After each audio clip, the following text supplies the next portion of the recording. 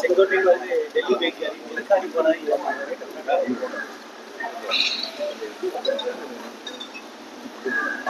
திரு செங்கோட்டையன் அவர்கள் டெல்லிக்கு போயிருக்காரு அப்படின்னா அதுக்கு நான் எப்படி பதில் சொல்ல முடியும்?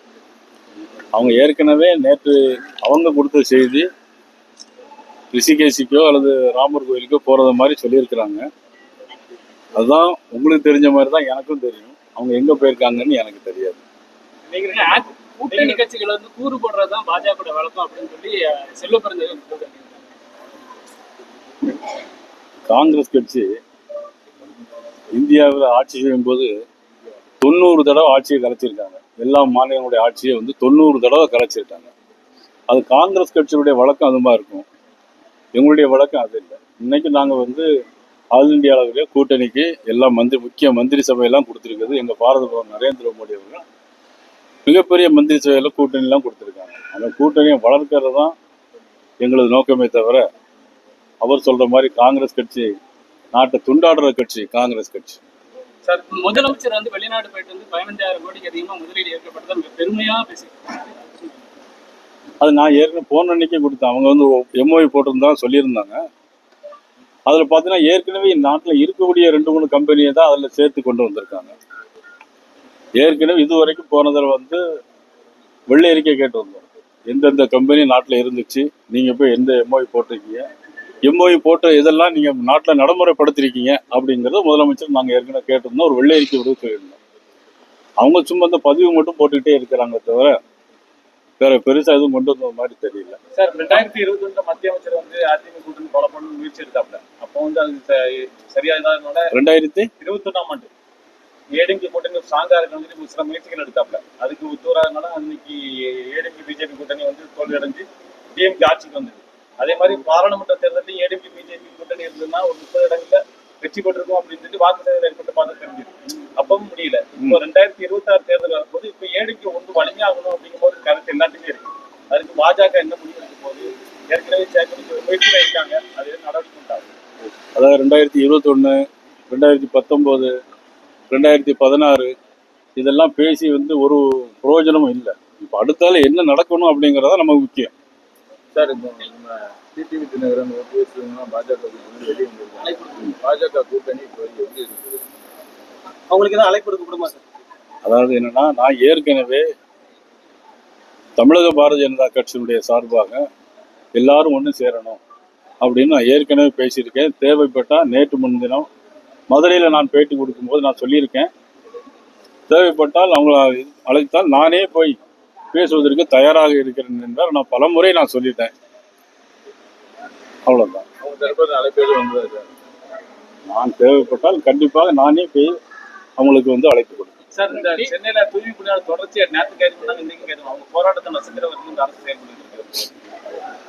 அதாவது தேர்தல் அறிக்கையில தமிழ்நாடு முழுவதும் எங்கெல்லாம் துப்புரவு பணியாளர் வேலை செய்கிறார்களோ அதாவது அவர்களை நிரந்தரமாக்கும் என்று அவங்க தேர்தல் அறிக்கையில சொல்லியிருந்தாங்க. தேர்தல் அறிக்கையை சொல்லியிருந்ததான் துப்புரவு பணியாளர் கேட்டாங்க. அப்புறம் தொடர்ந்து அவங்க சென்னையில வந்து உண்ணாவிரதம் இருந்தாங்க. அப்புறம் அந்த உண்ணாவிரதம் இருந்த இடத்தையும் மாற்றினாங்க. அப்புறம் மதுரையில் போராட்டம் நடத்தினா அதையும் பண்ணாங்க.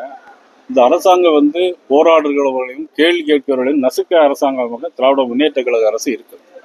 உதாரணத்துக்கு எங்களுடைய சிறுபான்மை அணியினுடைய வேலூர் இப்ராஹிம் அவர் வந்து ஒரு மருத்துவமனையில் போய் கிட்னி டிரான்ஸ்லேஷன் பண்றதுக்கு என்ன முறை வழிமுறைன்னு கேட்டு தான் போயிருக்காரு. வேற எந்த விதமான அவர் முறையும் இல்லை, போராடலை, தனியாக தான் போயிருக்காரு. கிட்னி டிரான்ஸ்பிளான்ட் பண்றதுக்கு என்ன முறை இருக்கு அப்படின்னு கேட்ட உடனடியாக அவர் பல்வேறு வழக்குகளை பதிவு செஞ்சு அவர் அங்கிருந்து நேற்று சிறையில் அடைச்சு இன்னைக்கு கடலூர் சிறை கொண்டு போறாங்க. இப்படிப்பட்ட ஆட்சி தான் இன்னைக்கு நடக்குது. தலைமைச் செயலகத்துக்கு வெடிகுண்டு மிரட்டல், கவர்னர் மாளிகைக்கு வெடிகுண்டு மிரட்டல். ஆனா டிஜிபி நியமனத்தை தாமதப்படுத்திருக்காங்க. சார், தமிழ்நாட்டில் வெடிகுண்டு மிரட்டல் கொஞ்சமா நடக்கும், எல்லா மிரட்டலும் நடந்துட்டு தான் இருக்கு. ஆளுங்கட்சி தரப்பா எல்லா மிரட்டல்களும் தொடர்ந்து நடந்து கொண்டே தான். குடியரசு துணைத் தலைவர் தேர்தல் நிச்சயமாக மதிப்புக்குரிய நமது தமிழகத்தைச் சேர்ந்த ஒரு தமிழர் மகாராஷ்டிரா கவர்னராக இருக்கக்கூடிய நமது சிபி ராதாகிருஷ்ணன் அவர்கள் உறுதியாக இன்று மாலை வெற்றி பெறுவார்கள். சார் அது சார், அண்ணாமலை சார், வந்து திமுக கூட்டணி வலுவா இருக்குன்னு சொல்லியிருக்கதா இன்னைக்கு தினமலர்ல ஒரு கருத்து வந்து அதை பத்தி எனக்கு தெரியாது. நான் தினமலர் பார்க்க சார், செங்கோட்டையில இருந்து இன்னைக்கு நிர்மலா சீதாராமன் அவங்க சந்திக்கிறத ஒரு தகவல். இல்ல, எனக்கு அந்த தகவல் இன்னும் வரல. சார் தமிழக பாஜக செங்கோட்டையன்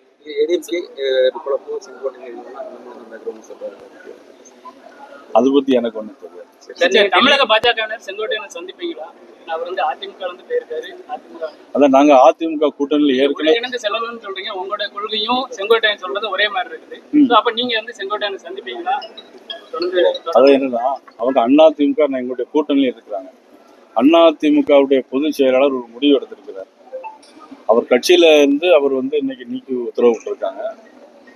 ஆனா எங்களை பொறுத்தவரையில் என்னன்னா, எல்லாரும் ஒண்ணு சேரணும் சொல்லுவோம்னா, அவங்க அதிமுக நீக்கினவங்கள நாங்க உடனடியாக போய் சந்திக்க முடியாது. நீங்க டெல்லிக்கு ஒரு தகவல் இருக்குது. டெல்லிக்கு வேற கூட்டணி சொன்னீங்க. நான் கண்டிப்பா டெல்லிக்கு போறேன் 11ஆம் தேதி. செங்கோட்டையன் சந்திக்கிறதுக்கு வாய்ப்பு இருக்கா சார்? அவர் எங்க இருக்காருன்னு தெரியல, கேட்டு சொல்லுங்க. அதுக்கப்புறம் பொதுவாகவே வெளியில ஒரு பேசுறேன், செங்கோட்டையன் வந்து பாஜக தான் தூண்டி வருது, இது அதிமுக உடைக்கிற வேலையை போல ஒரு பேச்சு. இது எல்லாத்தையும் தூண்டி விடுறது யார் தெரியுமா? நீங்க உள்பட இந்த மீடியாவெல்லாம் தூண்டி விடுறது தெரியுமா? திமுக அரசாங்கம். திமுகவுடைய தூண்டுதல்ல தான் இவ்வளவு வேலைகளுமே நடக்கு. எல்லா பின்னணிக்கும் காரணம் முழுக்க முழுக்க திமுக அரசாங்கம் தான் காரணம். திமுக வந்து தொடர்ந்து தமிழகத்துல முதலீடு வருது, அந்த மாதிரி அவங்க பெருமையா பேசுறீங்க. என்னோட ஆட்சி சாதனை. அதாவது சீனின்னு எழுதிட்டு நக்குன்னா இனிக்காது. அது நடைமுறையை கொண்டு வரணும். அவ்வளவுதான். தேங்க்யூ.